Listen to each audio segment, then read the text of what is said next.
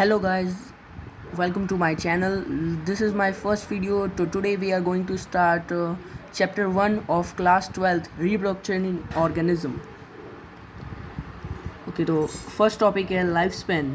Life span की definition पहले पढ़ते हैं. तो time period from birth to natural death is known as life span. Life span हमको स्पीसीज़ की जानकारी देता है.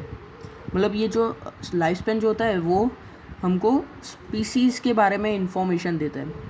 तो थोड़े एनसीईआरटी की टेक्स्ट बुक में भी स्टार्टिंग में सेकेंड पेज में लिखा है सबकी थोड़े एनिमल्स की लाइफ स्पैन के बारे में. तो हम लोग भी थोड़ी पढ़ लेते हैं. Horse 25 years, mayfly 1 day, smallest lifespan. Butterfly 2 to 5 weeks. Ant queen 15 years.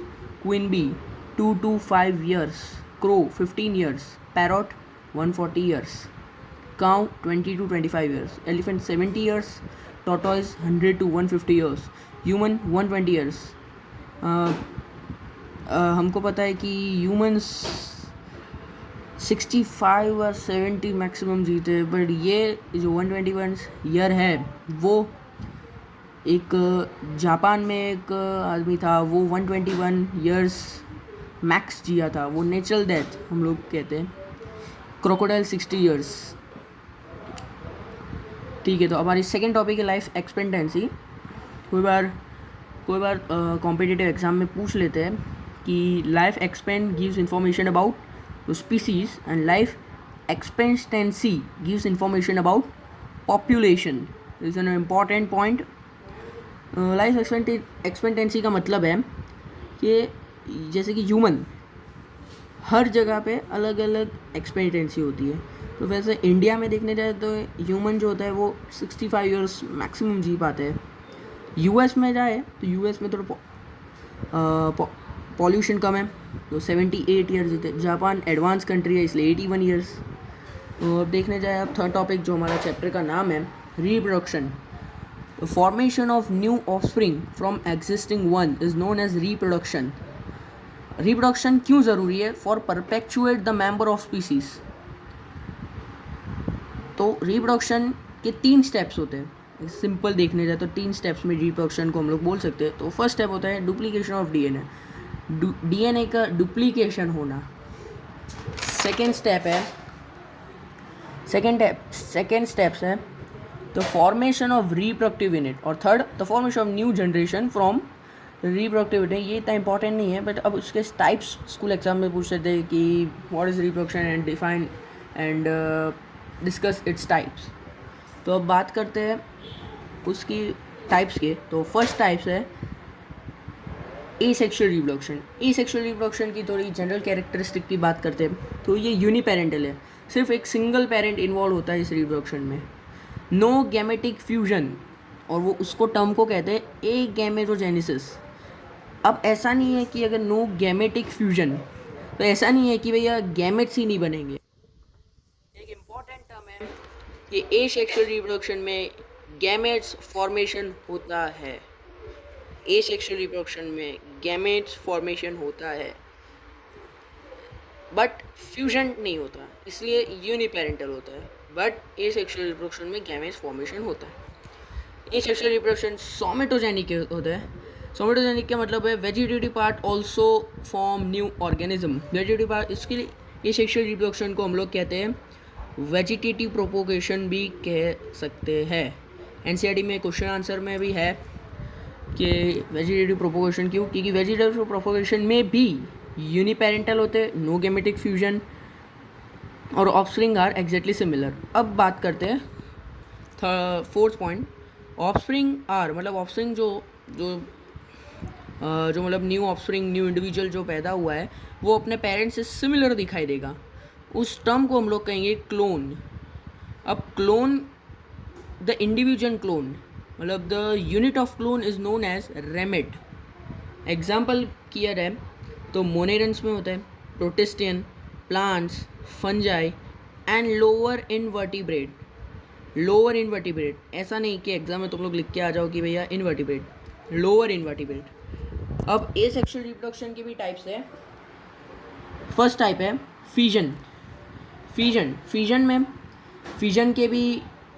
Fission में 2 टाइप्स है. Binary fusion fission and multiple fission, 9th class में पढ़ाई होगा।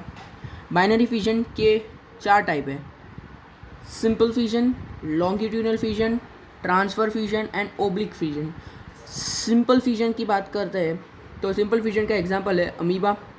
अमीबा में कैसे होता है फिजन देखते हैं। ये अमीबा है, ये पेरेंट अमीबा है, उसमें न्यूक्लियस होगा, न्यूक्लियस डिवीज़न होगा, फिर माइटोसिस होके 2 स्प्लिट होंगे, 2 बॉडी, और लास्ट में दो न्यू इंडिविजुअल फॉर्म हो जाएंगे पेरेंट बॉडी से। तो दोनों सिमिलर दिखेंगे एग्जैक्टली पेरेंट्स की तरह, इसलिए इनको क्लोन कहा जाता है। अब बात करते हैं लॉन्गिट्यूडल बाइनरी फिजन। लॉन्गिट्यूडल यानी इनके एग्जाम्पल ही याद रखो क्योंकि इतना इम्पॉर्टेंट नहीं है। और लॉन्गिट्यूडल बाइनरी फिजन के एग्जाम्पल है यूग्लिना एंड वॉटिसोला। यूग्लिना वॉटिसोला कैसे? ये यूग्लिना का मैंने थोड़ा ड्राइंग किया है, मतलब ये पेरेंट यूग्लिना है, इसमें से लॉन्गिट्यूडल बाइनरी फिजन होके दो न्यू इंडिविजुअल फॉर्म हो गए। अब बात करते हैं third, transfer binary fission. Transfer binary fission के एग्जांपल है पैरामीशियम, बैक्टीरिया, डायटम्स। ये पैरामीशियम का स्ट्रक्चर है, ये ऊपर वाला जो है वो एंटीरियर पार्ट है, ये नीचे पोस्टीरियर पार्ट है। अब उसमें एक न्यूक्लियस जो होता है वो मैक्रो न्यूक्लियस होता है, और एक जो छोटा न्यूक्लियस होता है उसको माइक्रो कहते हैं। माइक्रो, हाँ। और माइक्रो न्यूक्लियस जो होगा वो डिवाइड होता है माइटोसिस से, मैक्रो होता है ए माइटोसिस से। ये कई बार कॉम्पिटिटिव एग्जाम में पूछ लिया जाता है कि भैया मैक्रो न्यूक्लियस किससे डिवाइड होता है, तो मैक्रो न्यूक्लियस होता है ए माइटोसिस से, और माइक्रो न्यूक्लियस होता है माइटोसिस से। अभी इनके अंदर होगा बाइनरी फिजन। तो अब जो 2 इंडिविजुअल बनेंगे उसमें जो एंटीरियर वाला, मतलब कि भैया जो ऊपर वाला होगा, ऊपर वाले से जो बना होगा उसको कहेंगे प्रोटर। नीचे वाले से जो बना होगा, मतलब पोस्टीरियर पार्ट से जो स्प्लिट हुआ होगा उसको कहेंगे ओपिस्टे। और इसके 2 एग्जांपल है paramecium, bacteria and diatoms. Okay. Oblique binary fission बिल्कुल नहीं बोल सकते क्योंकि एनसीईआरटी में भी कुछ भी नहीं दिया इनके एग्जांपल, ड्राइंग नहीं दिया, सिर्फ एक छोटे 2 एग्जांपल दे के रखे कि गोन्यूलेक्स एंड सेरेटियम। एनसीईआरटी में सिर्फ सेरेटियम दे रखा है, गोन्यूलेक्स भी नहीं दे रखा है, इसलिए इनके 2 एग्जांपल है। अब बात करते हैं फिजन के दूसरे टाइप की, मल्टीपल फिजन। मल्टीपल फिजन का है कि parent cell divide itself split into many daughter cell. Binary fission में क्या होता है कि भाई जो पेरेंट सेल होता है वो 2 डॉटर सेल में बनता है, मल्टीपल में मैनी डॉटर सेल में। इसका पहला ही एग्जांपल है प्लाज्मोडियम।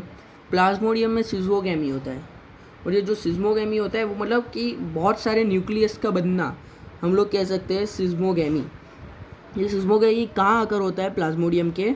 तो ये आकर होता है लिवर और आरबीसी के अंदर। तो ये ड्राइंग दे रखी है, ऐसे होता है सिज़्मोगैमी लिवर और आरबीसी के अंदर, रेड ब्लड सेल्स के अंदर। अब अमीबा, अभी एक क्वेश्चन अराइज हुआ होगा कि भैया अमीबा बाइनरी फिजन में, और हमने जब तक पढ़ा है 9th और 10th तक पढ़ा है कि भाई अमीबा जो होता है वो सिर्फ सिंपल फिजन के अंदर आता है, मतलब बाइनरी फिजन के अंदर आता है। बट ये अमीबा मल्टीपल फिजन के कैसे अंदर आता है? तो अब देखते हैं। अमीबा सिर्फ ड्यूरिंग अनफेवरेबल कंडीशन ही मल्टीपल फिजन के अंदर। ये भी पूछा जाता है कॉम्पिटिटिव एग्जाम में कि भैया कि अमीबा मल्टीपल फिजन के कब होता है, कब अंदर आता है? तो during unfavourable condition. During unfavourable condition क्या होगा कि एनसिस्टमेंट बनेगा। एनसिस्टमेंट यानी 3 लेयर बनेगी अमीबा के। ये अमीबा पेरेंट बॉडी है, अब एनसिस्टमेंट हुआ तो 3 लेयर बनी। ये जो मैंने ब्लू कलर से जो किया है वो है वो बना है, वो पेरेंट था, अब उसके आजू बाजू 3 लेयर हुआ, उसको कहते हैं एनसिस्टमेंट। अभी वो 3 लेयर के न्यूक्लियस भी होंगे डिवाइडेड, तो डिवाइड हुए तो उसको न्यूक्लियस को हम लोग कहेंगे सूडोपोडियोस्पोर्स। और इस प्रोसेस को कहते हैं स्पोर्यूलेशन। ये भी पूछा जाता है कॉम्पिटिटिव एग्जाम में कि भैया amoeba during unfavourable condition amoeba में क्या आकर होता है? तो एक होता है एनसिस्टमेंट और एक होता है एनसिस्टमेंट और एक होता है स्पोर्यूलेशन। स्पोर्यूलेशन के बाद ये ऐसा हो जाएगा, और इसके बाद 2 बन जाएंगे, 2 से ज़्यादा भी बन सकते हैं क्योंकि भैया मल्टीपल फिजन है। अब binary fission and multiple fission दोनों के डिफरेंस की बात करता हूँ मैं, तो बाइनरी फिजन के फर्स्ट डिफरेंस आता है कि वे two daughter cell form. Binary fission हमने देखा कि दो डॉटर सेल फॉर्म ही होंगे। मल्टीपल फिजन में बहुत सारे डॉटर सेल फॉर्म होते हैं, many daughter cell. Binary fission का सेकेंड पॉइंट है the parent nucleus divides once only. एक ही होता है, एक ही बार डिवाइड्स होता है, पर इसमें डिवाइड रिपीटेडली। हमने देखा अमीबा में देखा कितनी बार हुआ रिपीटेडली डिवाइड हुआ। थर्ड पॉइंट है पेरेंट साइटोप्लाज्मा डिवाइड्स कम्प्लीटली, इसमें नॉट कम्प्लीटली डिवाइडेड।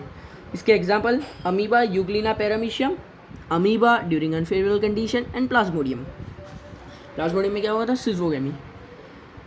ओके, तो इसके तो further topics we will discuss in my next video.